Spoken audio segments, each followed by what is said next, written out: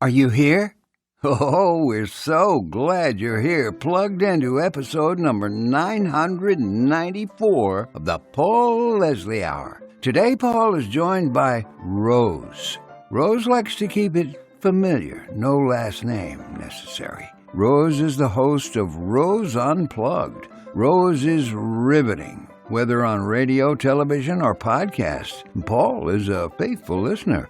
It's been said about Rose that she's sassy and witty and brings insight on issues regarding politics, faith, and family values. Oh, you're gonna love Rose, ladies and gentlemen. And speaking of ladies and gentlemen, you still want to get that subscription in and like the Paul Leslie Hour on Facebook and YouTube. It's free and it'll keep you plugged in. Okay, now here's Paul Leslie with the lovely and talented and down-to-earth and lovable Rose. I'm joined by the woman with the mononymous name, Rose.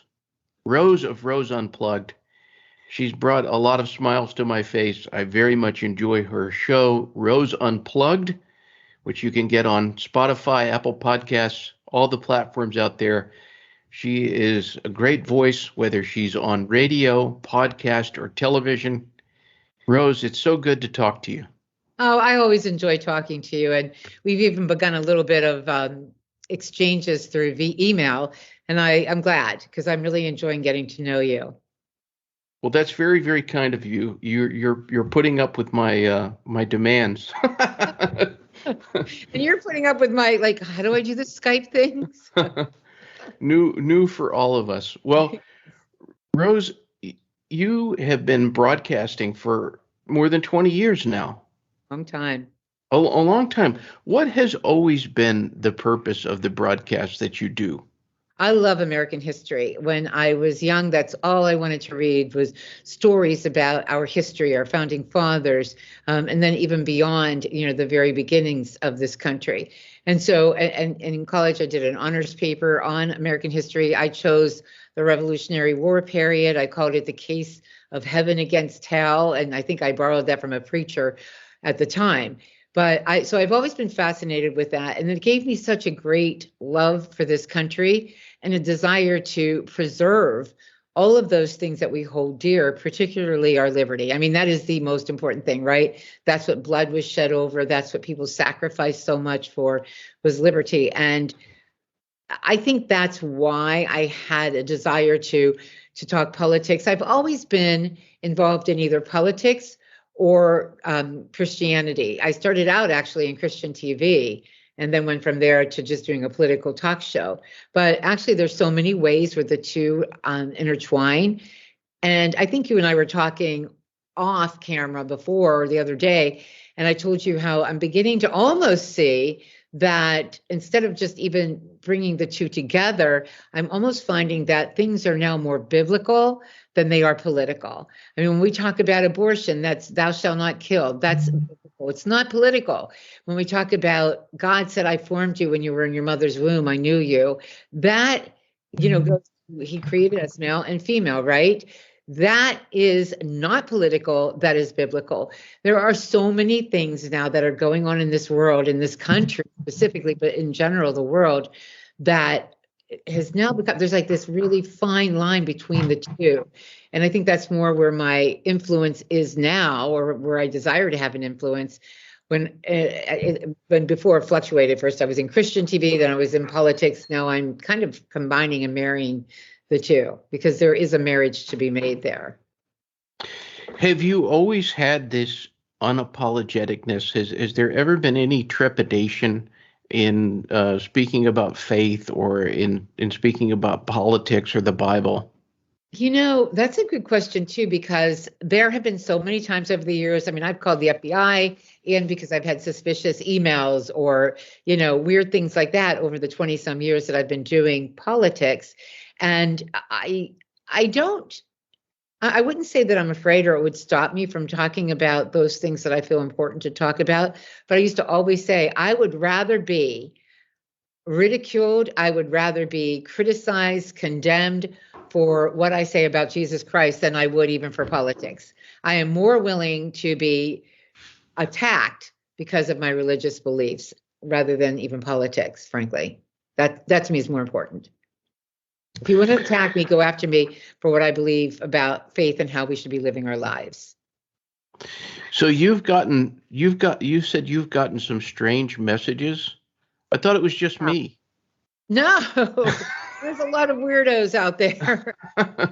There are a lot of, there are, and then there are, but they don't compare to the numbers of really good people who really appreciate what you're doing. They know the sacrifice you're making, and they're very kind and very supportive. So that's why those few that you get that are kind of like a little strange, they don't compare at all to what, when you compare that to the general public. And most of them are just so very supportive. I love my audience.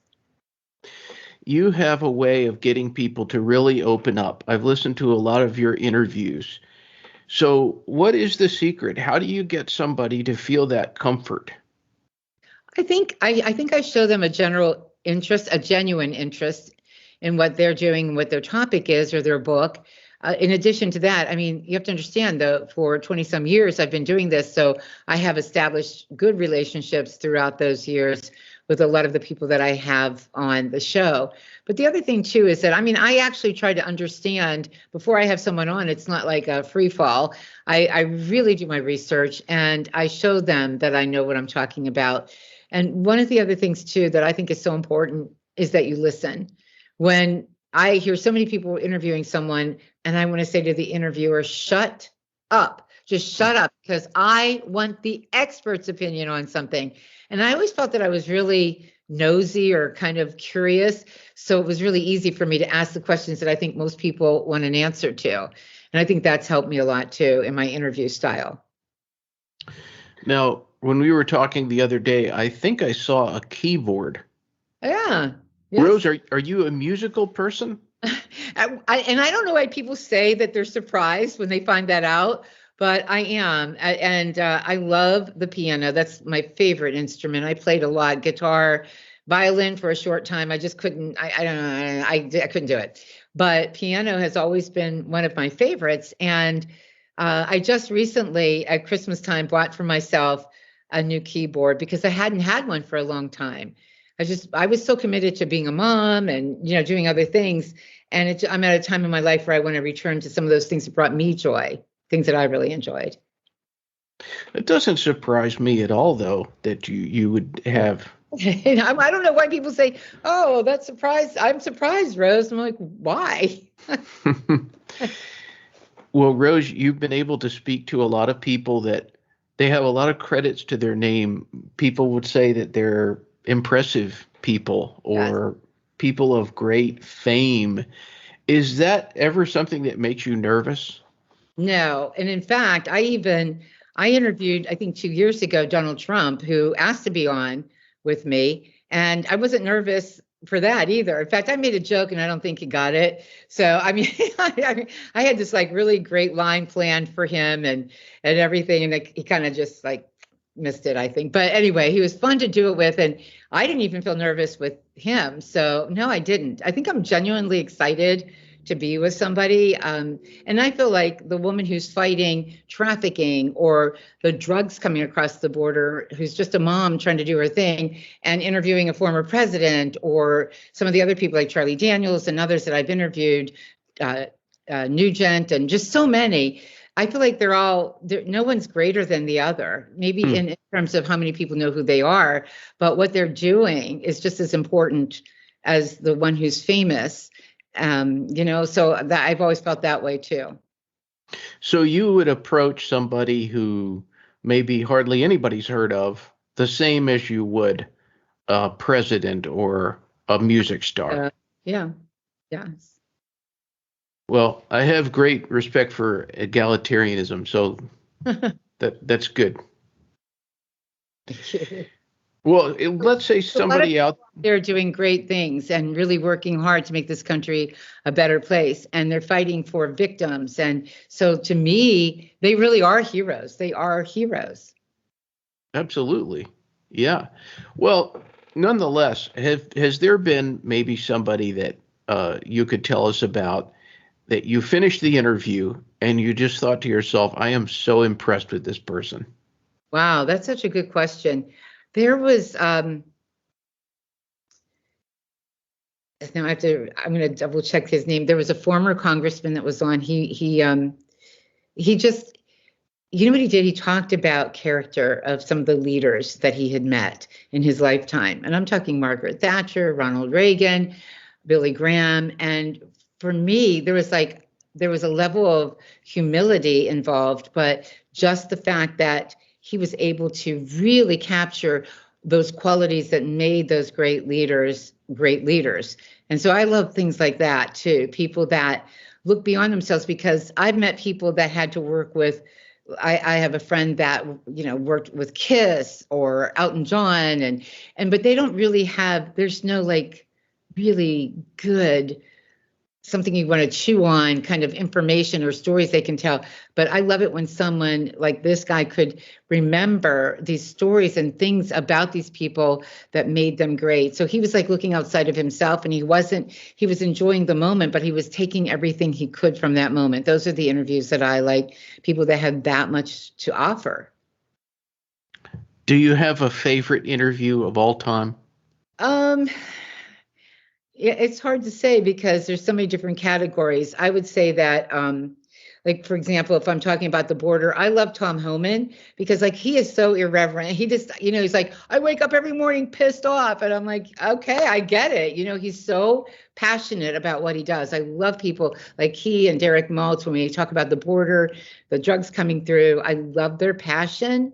And they just tell it like it is. There is no pretense. There is nothing fake or phony about them. So I love them. I've had Judge Janine on. She's a little pistol. I really love her. And I've had pastors on that I've admired for years. I remember I worked for this Christian radio station once. Actually, I worked in their talk radio side of things. And I went over to the Christian side and I said to somebody that did this little show on there, and I said, hey, do you have a contact for Pastor Jeffries or somebody else? I was asking for a couple of the pastors. And he said, they're never going to come on your show. And I'm like, really? Okay. And I've had them all. I've had all the big name pastors from all over the country. But some of my favorites are Pastor Jeffers, and my very favorite is Jack Hibbs, because this guy is a pastor, a well-known pastor, and he knows scripture. But beyond that, he is able to apply it to where we are right now in this crazy world of ours. He understands politics. He's unafraid to say what he thinks, because as a pastor, there are certain things that are just wrong. Abortion, wrong. A lot of the other issues that we're facing today, just wrong. And he is unafraid to say that in the pulpit. And you have to give those kind of pastors a lot of credit. So he's actually political and biblical at the same time. And I like that about him.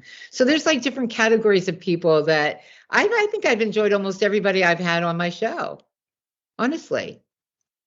Likewise. You have also done quite a few broadcasts where it's like you're a pinch hitter. You fill in for somebody. Yes. What is that experience like? I love it. If I think about it too much, for example, when I do Hannity's show, I think there's 500 stations that he's on across the country. If I really thought about that before I went on air, I think I would be a royal mess. But I really try not to think about it. And I just get out there and talk. And I think I really just love talking to people. I want to make a connection with people. So I see it as a great opportunity to connect with people that I don't ordinarily have that opportunity to connect with. So that's why I really like it. And I don't think I'm as nervous as I might be, because I just love making those connections. Well, speaking of those connections, has there been something that a listener or a viewer, something that you were on, has there been a compliment that you've received that meant the most to you? Only those that tell me you've changed my life in this way, because I have never looked at things this way, particularly if I'm talking about my faith. Those are the ones I really like.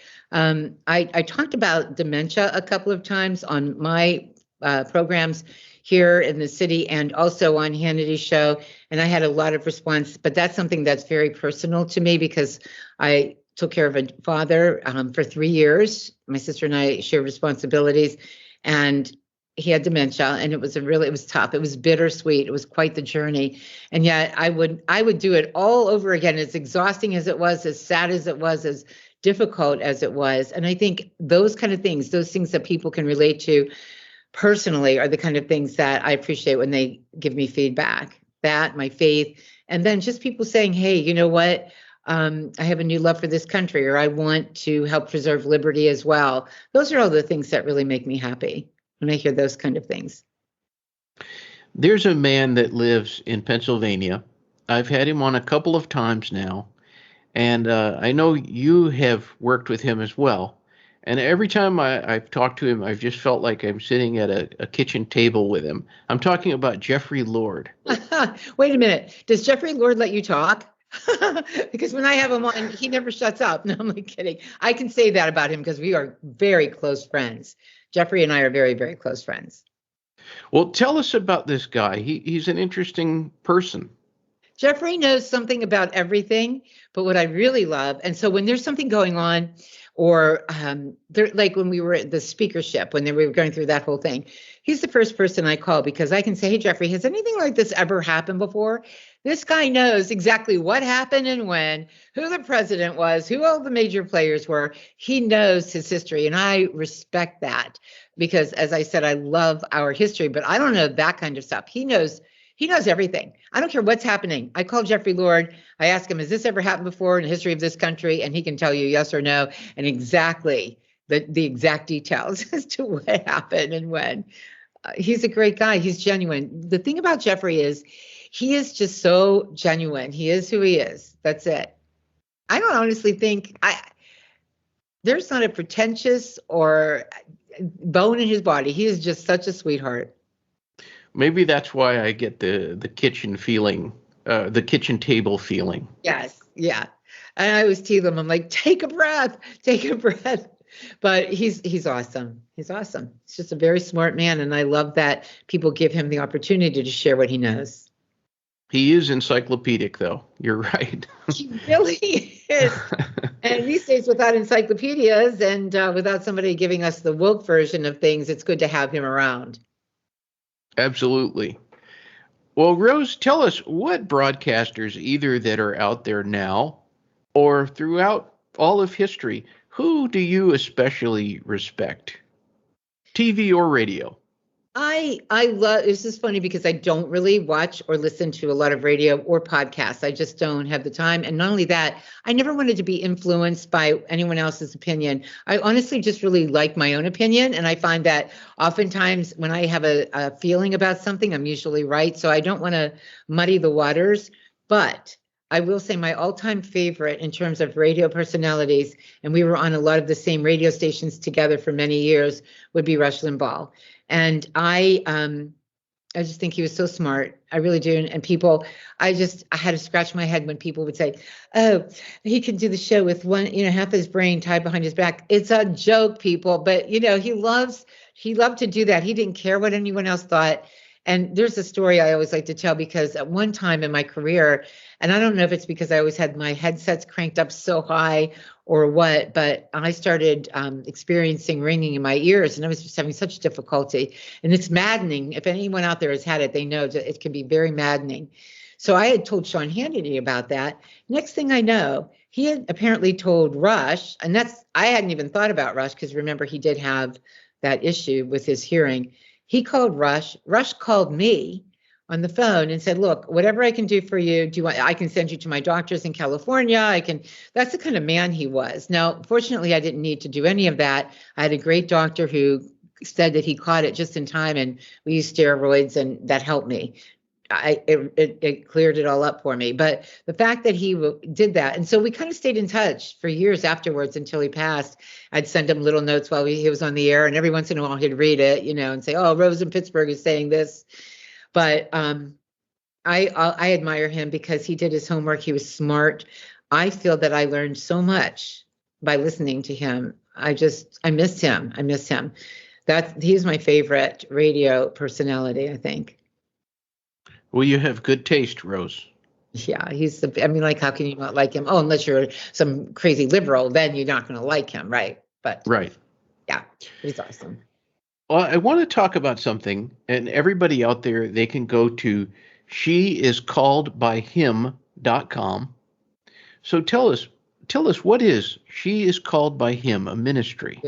Yeah, thanks for bringing that up. So about a year ago, I decided to put this little ministry thing together for women because I had been through so much myself with my dad and trying to juggle my career and taking care of him and staying positive throughout it all.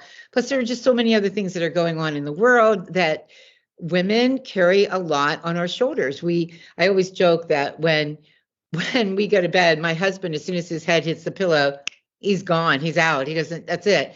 Women, on the other hand, will lay there and we'll think about, oh man, did my son study for that math test that he has tomorrow? We forgot to talk about that. Did my daughter hates what they're having for lunch at school tomorrow.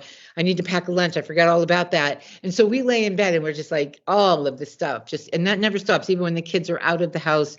It's just women have a lot on their plate, whether they're married with children, whether they're single.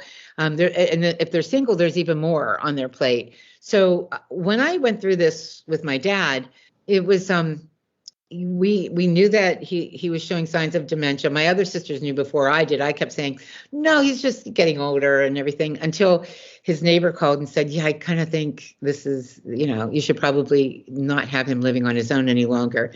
So I went to visit every month. He was living in Georgia. And then I woke up one morning in January, and this was 3 years ago.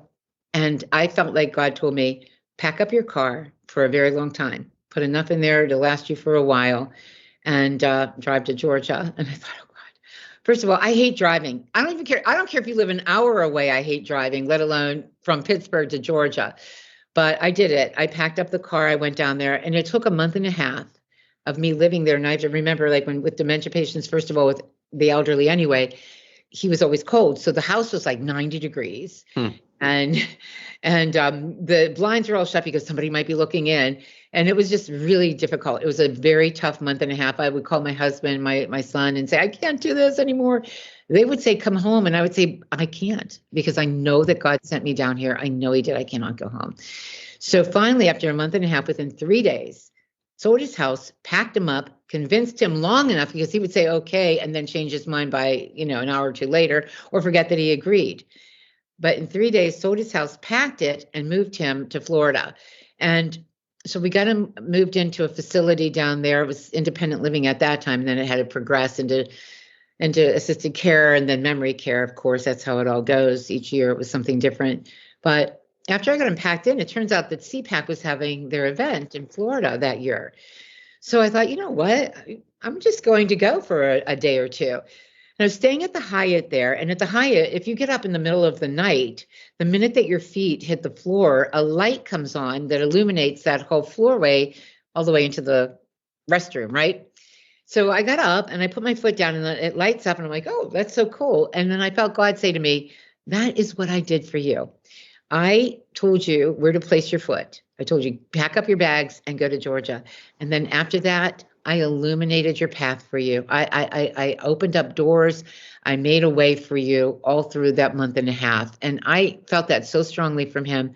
And I thought, I want to help other women. I want to encourage them, because we are going through difficult times right now. Look around in the world. If you've got children, you're frightened. If you're single, you're frightened. You're alone. Fear played a big factor in all of our lives through COVID. And I just wanted to be there to minister to women and remind them that they were called, that he called us for such a time as this. So he has called us. I made it very personal. We have a newsletter I send out every week. All you have to do is subscribe. That's it. It's one newsletter. We don't ask for money. We don't want anything from you. We want to be there for you. And we have a prayer room where you can anonymously send in a prayer. I have people that pray for everyone.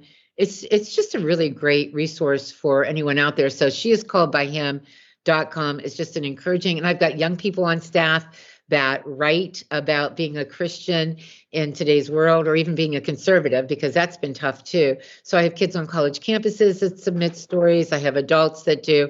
It's been a wonderful outreach for women. I'm really proud of it. So even if somebody they just have something that's been on their mind, they Yeah. they want you to they want you all to pray for them. Yes. They can do even just that.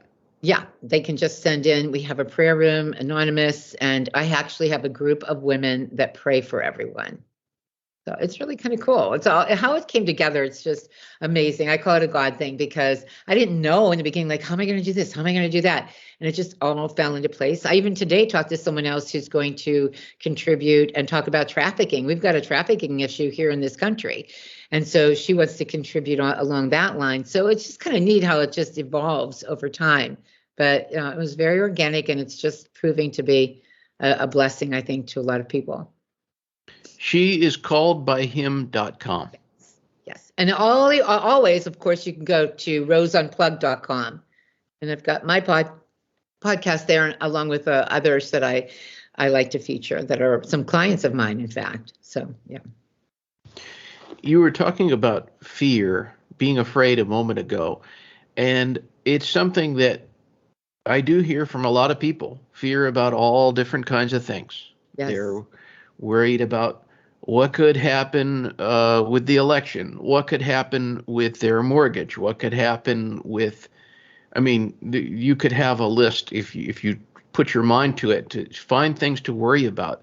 What do you think is the best antidote for when somebody is feeling that kind of afraidness? I love what Oswald Chambers said in My Utmost for His Highest. He talks about it. He says, pull your stupid self up, basically, he's saying, and put fear to one side and live in the shadow of the Almighty on the other side. And that's what I try to do, because oftentimes we fear things that are never going to happen. A lot of times we bring an old fear into a new day. These are all things that cripple us and keep us from really being as effective and everything that God intended for us to be. So I will literally, in my mind, if something is scaring me, I'm fearful of something happening, I will take that and I literally put it outside, perhaps on my back porch, and I'll say, you know what, God, I'm leaving that there with you. And every time I start to worry about that thing, I'll say, it's on the back porch. It's over there. And Oswald Chambers said, do it 100 times a day if you have to. Put that fear aside and abide in the shadow of the Almighty. And so I've been learning to do that. And I can say that now I'm going to get, but I have been learning over these last couple of years to really put that into effect and just really leave it with God and abide in the shadow of the Almighty, because that's a very safe place to be. What is the best thing about being Rose? I don't know what that is. I make an awesome pasta and I get to eat it, and I'll eat it by myself if I have to. That's the best thing about Rose. Different sauces you can make with pasta. It's fun. That's the best thing, is my cooking, I think. So you enjoy going in the kitchen and cooking. I love it. And I like to bake also. I just made gluten-free brownies, believe it or not. They were actually really good. Really good. Yeah, I like to do that. Gluten-free brownies. Yeah, I know. Kind of sounds like it takes the fun out of everything, but guess what? It really didn't. It was pretty good. There are some real anomalies out there of gluten-free things that are really tasty, yeah. Yeah, I found, so I love eating pasta. I would probably eat it every night if I thought that was a wise thing to do. But a friend of mine who's Italian and owns an Italian restaurant told me about a pasta that he uses in his restaurant, and it's from Italy. And I thought, because I've tried gluten-free pastas, they were horrible. And I tried this one, and I couldn't even tell the difference. So I was really grateful to him for that. And so now I order it through an Italian store down the street. A bunch of them at one time, boxes and boxes of it. And it's really quite good. And that allows me to still be creative with the sauce. Well, it's been so wonderful to talk to you today. And I always like to end my show. I just give the guest the stage. So it's an incredibly open-ended question. If anybody's watching or listening, wherever they are, what would you say to them?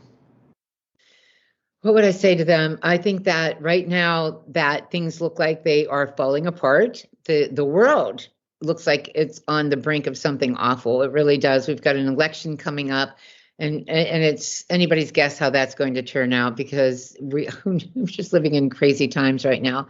But what I would say is that things are not falling apart. A pastor told me that once. They are falling in place. They are falling into place. So God's still in control. And you and I still need to do whatever it is that you and I were meant to do, because there's a reason why we are here at this time. It's not by chance. It's not a coincidence. There is a purpose for each and every one of us, particularly during these crazy times. And I would say too that above all else, it's family. Family first, and then then our country, God, our country. But honestly, don't be fearful. That's what I would say, because a lot of people are fearful right now. But I think that things are falling into place. They're not falling apart. And just be encouraged. Very well put. Well, Rose, it's a blessing to talk to you. Thank you. It's always fun to talk to you too. Thanks for having me on. My pleasure. We thank you and appreciate you dropping in for the Paul Leslie Hour today. You can help the Paul Leslie Hour in our mission to provide independent media content like this by visiting www.thepaulleslie.com/support. We truly thank you. This is your announcer speaking. Performance of The Entertainer intro song and Corina outro song, courtesy of John Primorano. Well, that's it for today. So until next time, be safe and be good.